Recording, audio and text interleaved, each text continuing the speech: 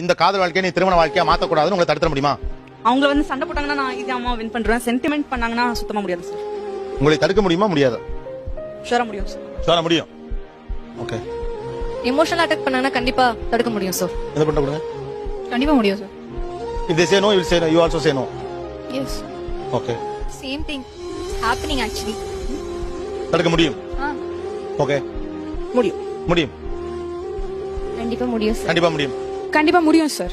முடியும். கண்டிப்பா முடியும். நீங்க திடீர்னு உங்க அம்மா உங்க அப்பா இவங்களை பத்தி மட்டுமே கவலைப்படுறீங்களே, உங்களுக்கா கையெடுத்து காதலிச்சானே அவன் எவ்வளவு பையன் லவ் பண்ணா உசுர கொடுத்து தடுக்கலாம் சார். ஆனா எங்களை மாத்த முடியாது. முடியாது. மாத்தாத அப்புறம் அவன் போனா போச்சுல, உங்களை மாத்திட்டாங்க. நீங்க இருக்கீங்க, மாறிக்கங்க. அந்த பையன் என்னவா? நீங்க இட் இஸ் ஹேப்பனிங். அவன் என்னவா? அவன் கூட வாழணும், அதானே வாழ்க்கை. நீங்க இந்த கேரக்டருக்குள்ள ஒரு ஆம்பளை பையன் செட் பண்ணது கிட்ட சொல்றோம், அவங்க ஏத்துக்க மாட்டேங்கிறாங்க. ரைட்டுமா, ஏத்துக்கல. இதே உங்க பையன் பண்ணா, அந்த பையன் பண்ணா, அந்த பையன் அவங்க அம்மா அழுகுறாங்க, நான் என் வீட்ல இருக்கேன், நீ உன் வீட்ல இருக்கேன்னு சொன்னா ஓகேயா? அவன் என்ன பண்ணணும்? The fact What he has to do?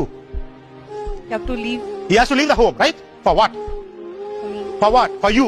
ஒரு ஆண் உங்கள் மீது வைக்கிற காதலுக்கு மேல வெறும் ட்ரஸ்ட் மட்டும்தான், வேற ஒண்ணும் கிடையாது. நீங்க அத்தை பொண்ணோ மாமா பொண்ணோ ஜாதிக்காரியோ சொந்தக்காரியோ யாரும் கிடையாது. Female sir.